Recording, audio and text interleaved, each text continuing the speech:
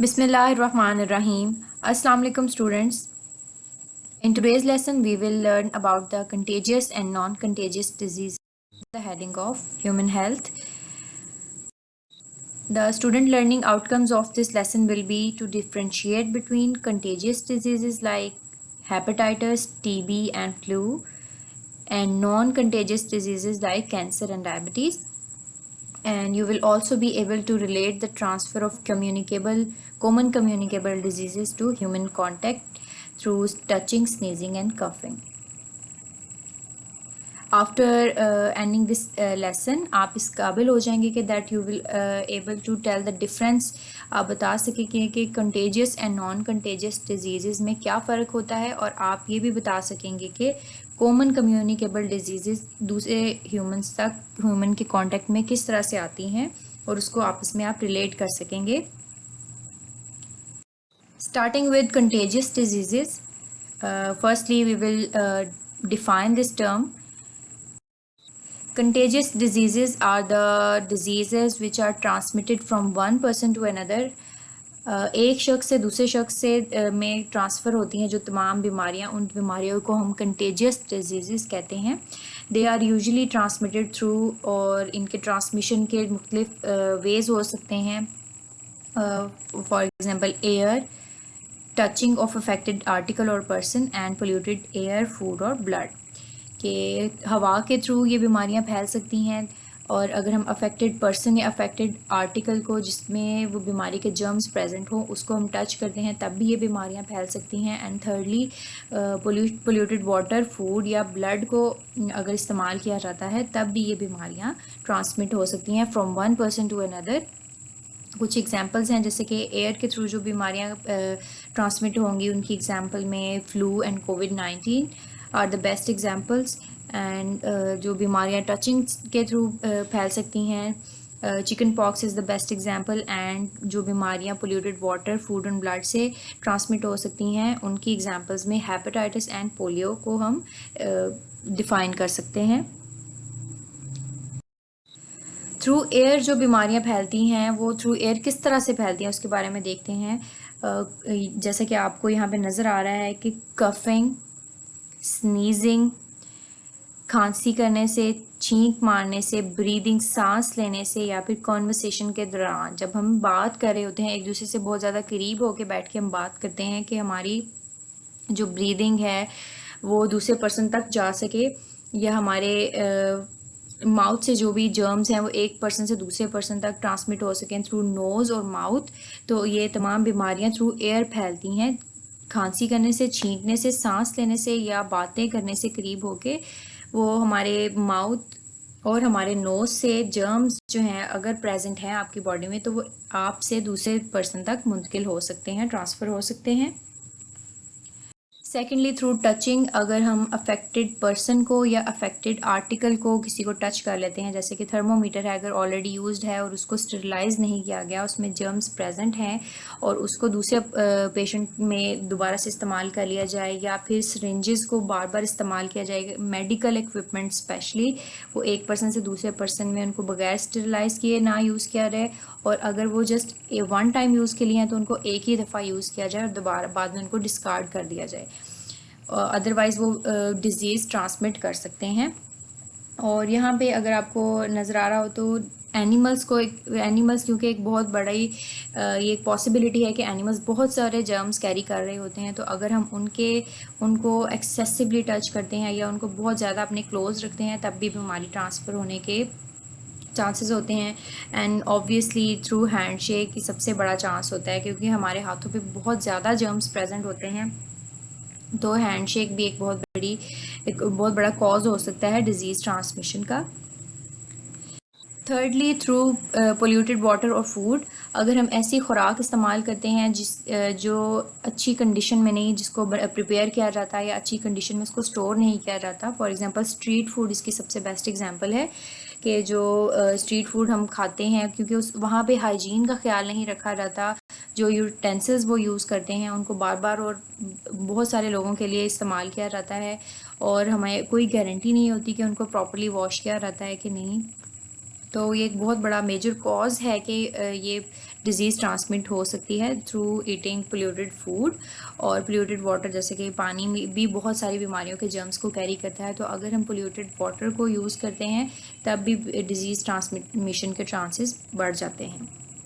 ये तो हमने देख लिया कि कंटेजियस डिजीज़ किस तरह से ट्रांसमिट होती हैं। नेक्स्ट अब non contagious disease. Let's define this term non contagious disease. They are not transmitted from one person to another. ऐसी तमाम डिजीज़ जो एक पर्सन से दूसरे पर्सन में ट्रांसफ़र नहीं होती उनको हम नॉन कंटेजियस डिजीज़ कहते हैं। It is the exact opposite of contagious diseases, and their causes may be common causes of non-contagious diseases are usually genetics, malnutrition and environment and lifestyle. 3 causes इसके हो सकते हैं, इससे ज़्यादा भी हो सकते हैं। जो मेजर इसके causes हैं, कॉमन causes हैं, वो यही हैं कि थ्रू जेनेटिक्स के थ्रू जो बीमारियाँ ट्रांसफ़र हो सकती हैं उनकी examples diabetes, obesity and cancer, और मेल न्यूट्रिशन से जो बीमारियां हो सकती हैं उसमें anaemia, and thirdly environment and lifestyle के थ्रू हार्ट डिजीज़ जो हैं वो दे कैन बी ट्रांसमिटेड और कॉज्ड ओबेसिटी एंड डायबिटीज़।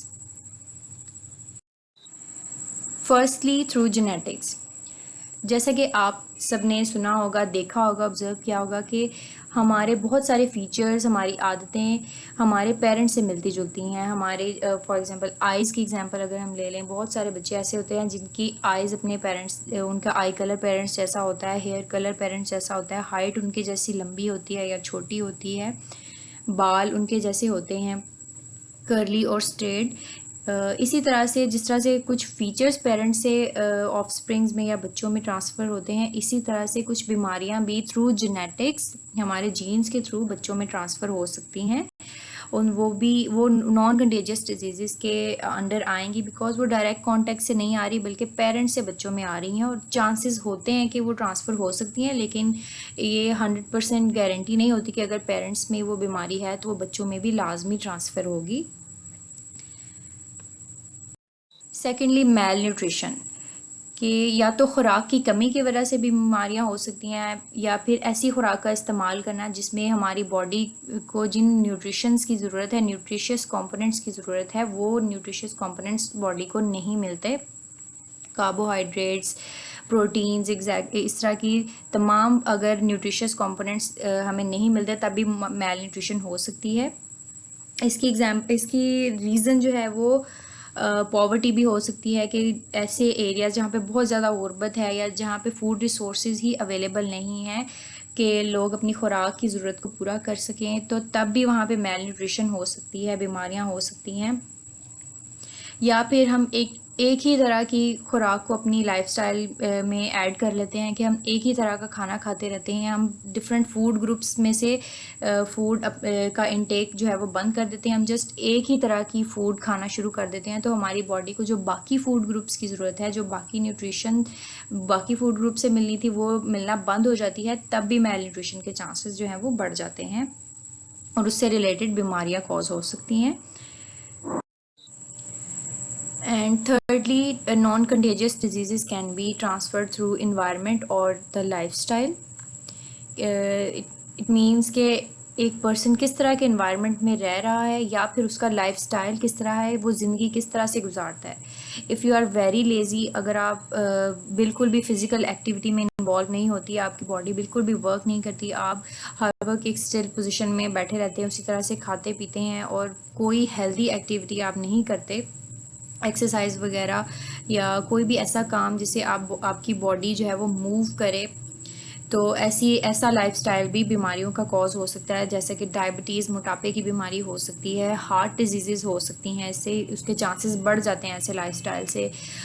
जैसा कि आजकल अगर आप इसकी एग्जांपल दें कि मोबाइल फ़ोन्स और टेक्नोलॉजी की वजह से अगर हम बच्चे गेमिंग में जो है वो गेमिंग में इन्वॉल्व हो जाते हैं, फ़िज़िकल गेम्स की बजाय वो ऑनलाइन गेम्स या मोबाइल पे, स्मार्टफोन पे लगे रहते हैं, तो उनकी फ़िज़िकल एक्टिविटी बहुत कम हो जाती है, जिससे उनका लाइफस्टाइल एक रिस्की लाइफस्टाइल हो जाता है, जिससे चांसेस बढ़ जाते हैं कि उनको ओबेसिटी का इशू हो सकता है या हार्ट डिजीज़ का इशू हो सकता है।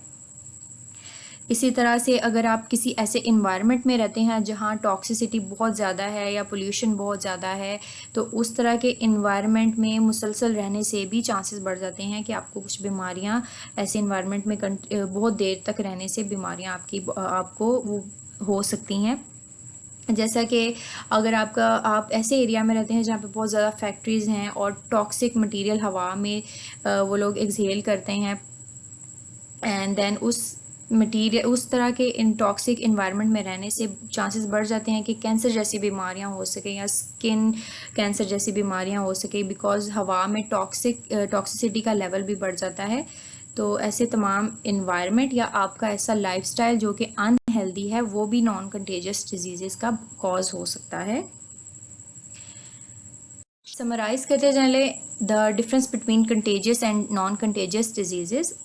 एंड हमने देखा कि कंटेजियस डिजीज़ वो तमाम बीमारियां होती हैं जो एक पर्सन से दूसरे पर्सन में ट्रांसमिट हो सकती हैं, और नॉन कंटेजियस डिजीज़ ऐसी तमाम बीमारियां जो एक पर्सन से दूसरे पर्सन में ट्रांसमिट नहीं होती बल्कि उनके कॉज होने की रीज़न्स अलग होती हैं, ना वो टचिंग से ना वो एक दूसरे के कांटेक्ट में आने से कॉज होती हैं। That's all for today's lecture. If you have any questions, you may ask. Thank you so much. Allah Hafiz.